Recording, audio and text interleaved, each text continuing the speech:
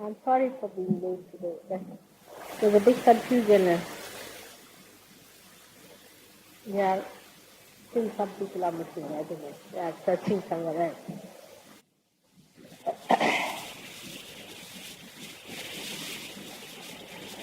Today we are here to know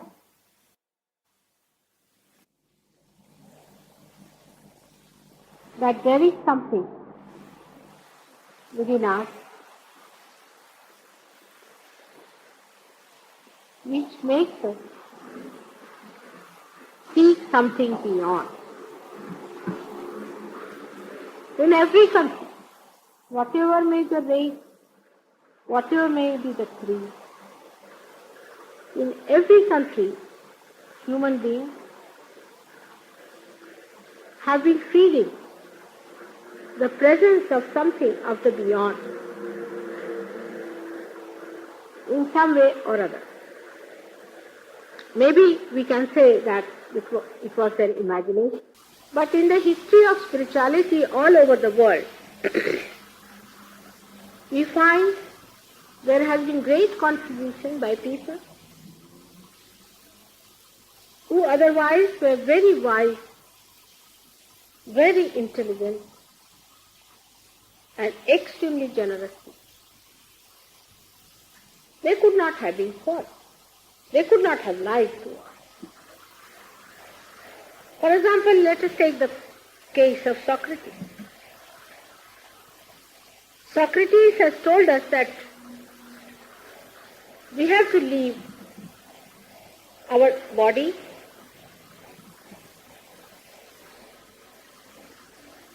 for the second life, and that when we live on this world, when we live as human beings on this earth, we have to keep ourselves in such a way that we do not spoil our being, that we have a sustenance within us, a quality which makes us human beings, by which we can be called as human beings. What is the difference between human beings and animals? As so many others also have said the same thing. That we are human beings. Because we are human beings, we have to maintain a certain amount of sustenance.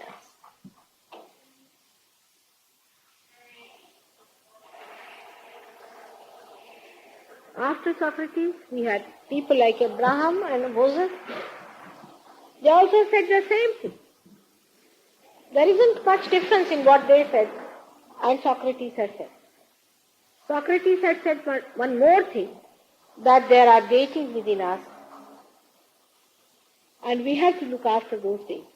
We have to keep them pleased.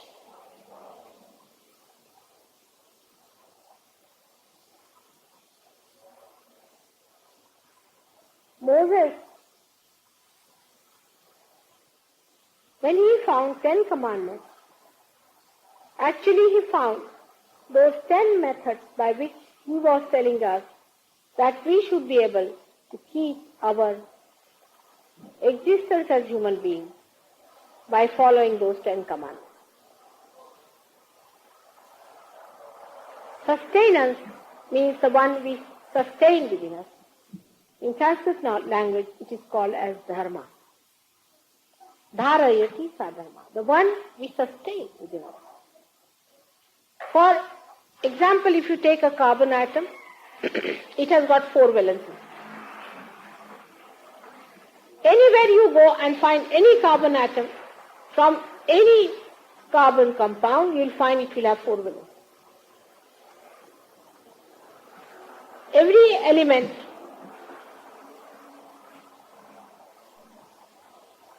has the same property in all its atoms. That is the dharma. You can say gold has a capacity or a dharma that is untarnished.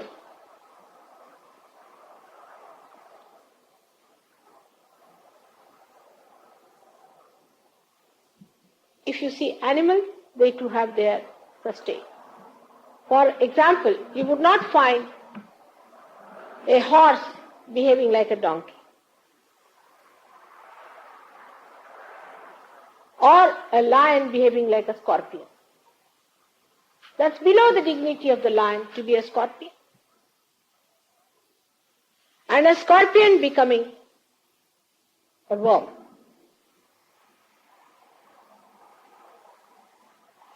The sustenance of these people is kept up intact because they have not been given freedom to choose.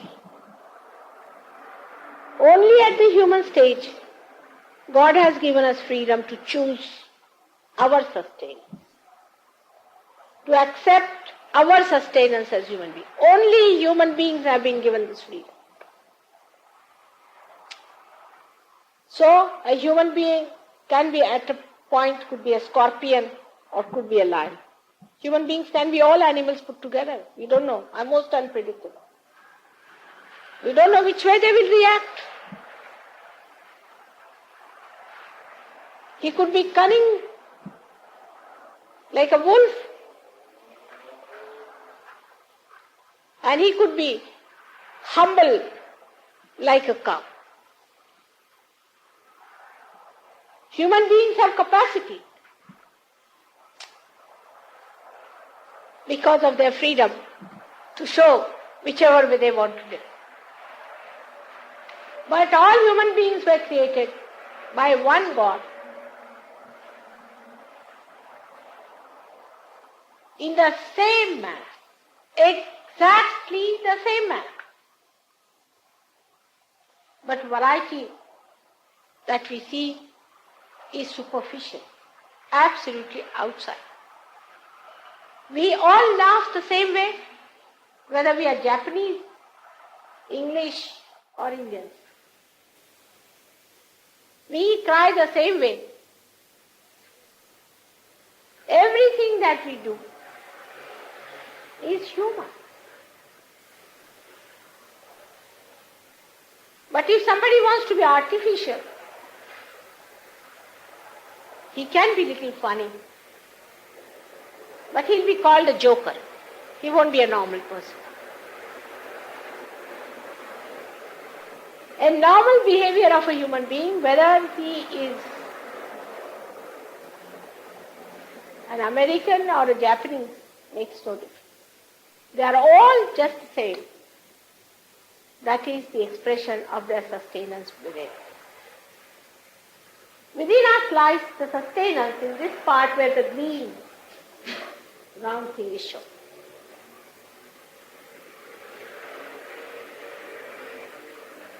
Here the human beings have achieved their sustenance. They have to be there. They have to do these things. If they do not do these things, that they do not remain human beings anymore, is a fact. But in modern times, it's the most difficult to tell people that you have to be human beings. You can tell them to be donkeys, or monkeys, or tigers, or anything but human beings. You can form cliques, groups, quarrel, fight, do all kinds of things, but not to be normal human beings. If you become a normal human being, there will be no strife, no problem. To normalize you, all these great saints were born on this earth, in this void of the big primordial being. And they exist within us, though they are not awakened as yet. We have had mainly 10 of them. In India, we can call them from a very long time as Adinath, who was thousands of years back. I've told you Socrates, Moses, Abraham, then Raja Janaka. Then we had later on Muhammad Sahib, then Nanaka. Then the last one of them was Shirdi Sainath. He was another primordial master, a great.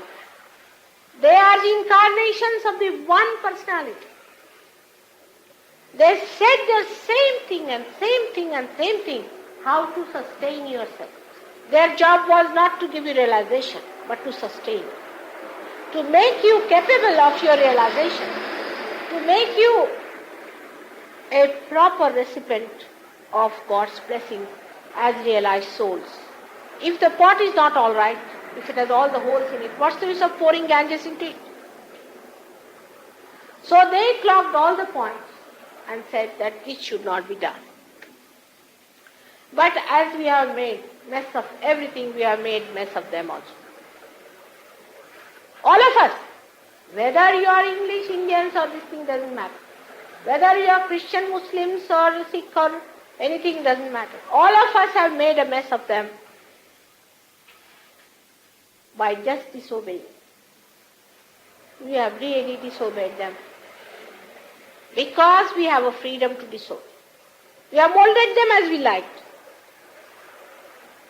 I'll give you an example of Indians, how they have done it. And then about the Christians. It's very interesting to know.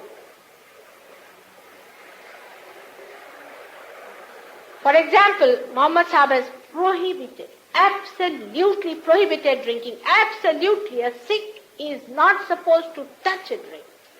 Not supposed to even touch smoking. Ask anyone. Absolutely. And I tell you, in this country I was amazed. They drink more than Scotch people do. Horrible. Openly. They'll fight for a helmet, nonsensical things. But they will not understand the main thing that Nanaka has told them they are doing. Now take the Christians, the great. Christ has prohibited anything to be done with the dead. Not to use spirits. The number of spiritualists you have in all the Western countries, you cannot find them even in Africa. Every church you go into, you step into all the dead bodies. From where did you get these horrid ideas of putting these dead people among living? Your children trotting over these dead people? Absurd it is. Taking help from spirits, Planchets, ESP, the whole Western ideology is going to waste because they have taken to these spirits. After some time, they will become really aboriginals, I can tell you, the way they are.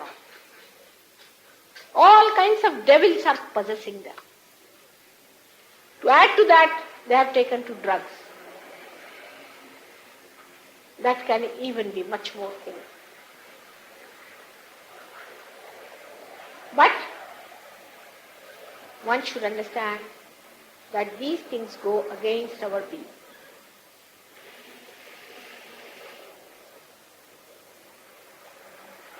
For Muhammad Sahib is the person who said, in those days when there were so many women and very few men, he said, all right, if that is the case, you must get married. Even to 4 women, you must get married. There should be no relationship without marriage. That's why he did it.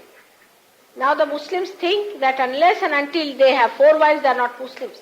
But he had prohibited drinking. Absolutely. Moses had prohibited completely too. All of them.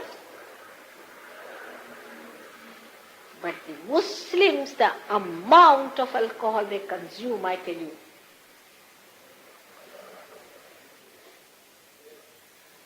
When the alcohol will be over, they will be drinking their petrol, I believe.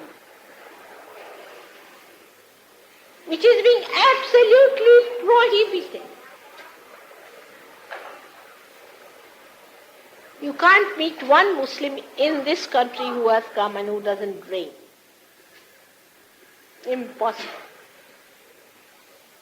And who drinks till he goes to the airport, takes a bottle with him till he goes to his country, and finishes all that before getting down.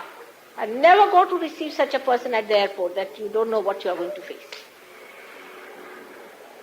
this is the situation. Whatever was told was against you. We decided to do that.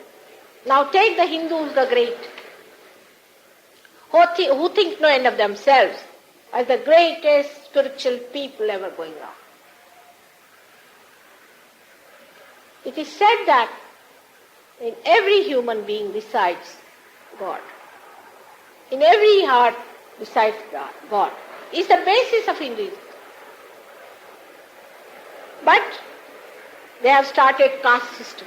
Caste system was according to psychological aptitudes. If you are a seeker, you are a Brahmin. If you are seeking in money, you are this. If you are seeking in power, you are a Kshatriya. All politicians are Kshatriya. So they made it according to your birth. Divided the country according to caste system, and the caste, that horrible, freezing thing, fanatic, is working in that country. How can it be? When you believe that in every human being resides God Almighty. How can somebody be higher and somebody be lower? They speak camouflage that they are Brahmins. How are they Brahmins? I can't understand how are they Brahmins. When they have not realized souls, you cannot be Brahmins at all. Even a person like Valmiki, who was a scheduled caste in the sense that he was doing work like a thief and he was just a fisherman, he is one of the greatest Brahmins we have.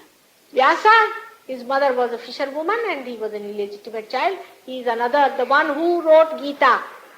And these people are saying we are Brahmins, you are non-Brahmins, you are this, you are that. Living in artificial ideas and useless things. And fighting about these things which are nowhere near reality. In the name of God. Just think of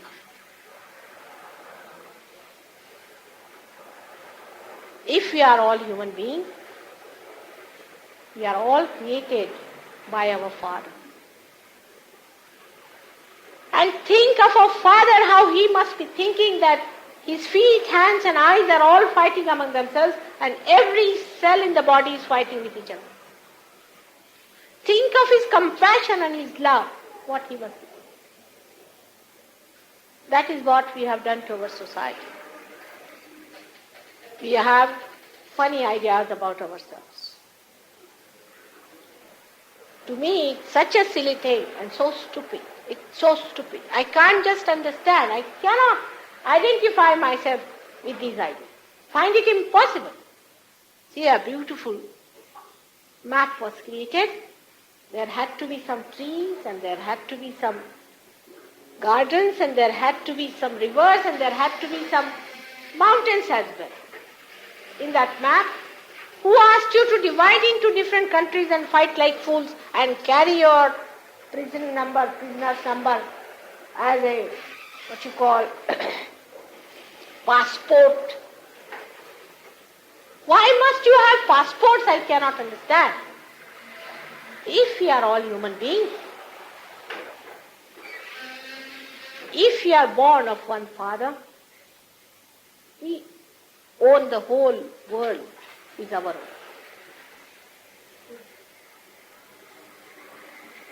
How can we possess anything? This all belongs to Him.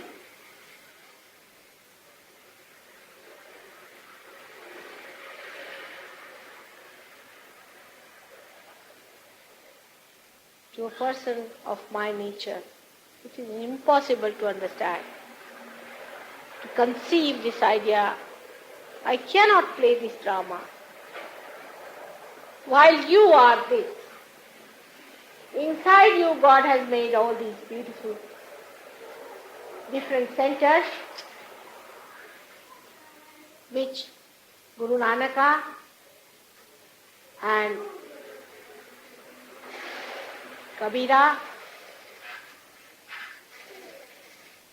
even in the Bible it is said, I will appear before you like tongues of flames. These are the centers. They exist within. They are there. And the Kundalini, which is the residual power within us, in 3.5 points, lies dormant in the bone called as sacrum, the triangular bone. It is science. When I say that, whatever emphasis I may put in, you are not to believe. You are not to accept it. But you are not to close your eyes also. And you are not to deny. It exists. It is within us. Is your mother placed in every human being, whether you belong to West Ham or to London Centre? Whether you belong to Asia or belong to America. In all of us, this Kundalini is placed there, and she is the mother within us. Everyone has a very beautiful mother placed in the Kundalini. This mother is waiting for an occasion when she will give you your rebirth. Every one of you have a right to have that. And this is Sahaja, means is born with you. Saha means with, Ja means born. It is spontaneous. It is a living process. It is the process which is going to manifest after this human evolution into a new one, when you are going to become the person who is in contact with the divine power. This divine power is within you, which rises through these centers, 6 centers, which are really the milestones of our evolution, and pierces this fontanelle bone here, which is called as Brahmarandra in the Sanskrit language, and gives you a realization. And yoga is established. The union with God is established. This is the real baptism. Neither these priests who come from theological colleges or these horrible Brahmins so-called, they can give you this second birth. Is the only one who is authorized by God, who is a realized soul, can do it. Every Dick, Tom and Harry cannot do it. Once the Kundalini rises and you become one with the universal divine power which is all pervading, you start feeling a cool breeze of the Holy Ghost, which we call in Sanskrit as Adi Shakti, starts flowing in the hand as cool. And once that starts flowing, then all these fingers, which look so simple to us, get enlightened. And you find that in these fingers, you get the enlightenment of these different centers. The left hand side and the right hand side have got 5 centers, 6 and 7, in the same way right and left. And then you can start seeing yourself what centers are suffering within you and what centers are suffering in other people. You become collectively conscious. I don't have to tell you that you are all human beings, children of one father. You just become. Is actualization. It's not lecturing or all right, come along, I'll baptize you. Not all that.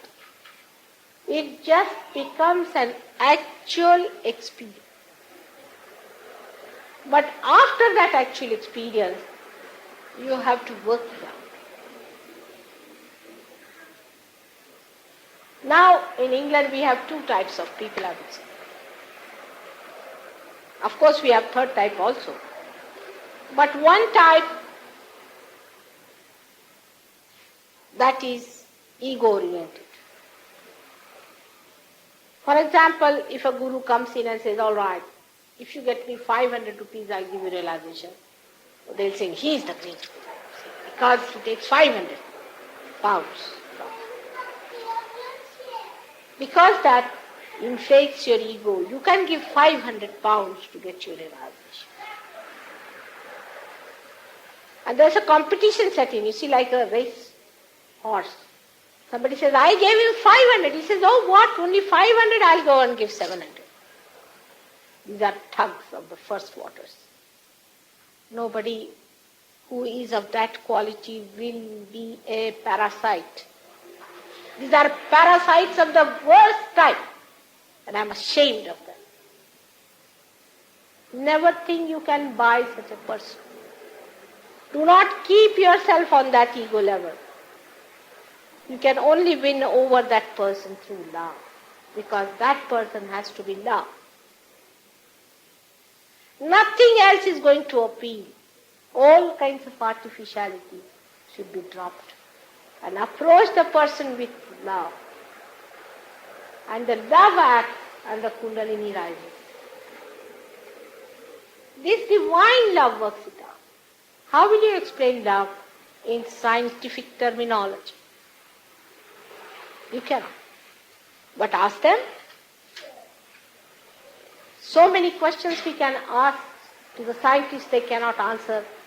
Just ask them that how this Mother Earth is keeping us down. They'll say there's gravity. That we know, but how? And why?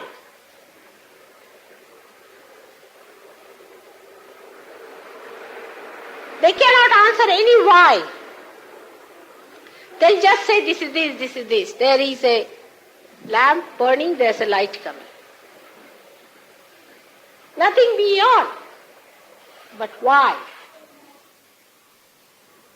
They cannot answer that question because they are only one-sided. They have no heart. Heart is finished there. There is no heart. You have to combine the heart and the brain and the liver, three things together. You have to integrate a human being to get to know the answers to these absolute questions, which is very difficult because we are so fragmented. This whole world is fragmented. They cannot have the idea of the whole. It's chaotic, confusing. But at this time only this great work had to take place. And it is taking place. Slowly but steadily. It does work. It has to work out. Without that, you are not going to achieve anything.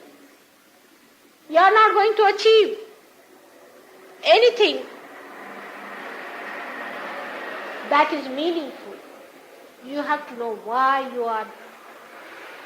are created out of amoeba to this stage. What is the meaning of your life? Are you just born to be slave to your lust and greed and then die? Or is there greater meaning to it? We have to find out that. And that finding has been done in this country by so many, and it should be done in this area also. Why not? That's why I have come, just to meet you and talk to you about it and to give you the experience. Of course, in one lecture, such a big subject cannot be covered. I think I must have spoken at least 200 times all over the country. And we have also a book about it. But by reading, you cannot get the experience. The main thing is of experience, which hardly takes any time. You must get the experience to begin with. Once you get the experience, then you must know what that power is. Then you must use it. Like one gentleman came to see me, he's a big writer. He said, yes, mother, I came to you. I had the cool breeze in the hand. I did feel better. I felt relaxed. But nothing. I went home, I started thinking about it. I lost my cool breeze. That's all. No transformation. I said, it is like I give you a diamond and you don't know what diamond is. You go and put it somewhere. Cover it with something, there's no light coming in. You have to go and ask others. You have to test it. You have to understand Kundalini. You have to raise it in others. You have to value it by testing. You have to grow into it. And you can see here, there are many people who have got it. And they have not only got it, but they have got it in a very big way. It is your right to have it. You must get it. As a result, first thing, your health improves. This is a chocolate one has to offer. It's a byproduct.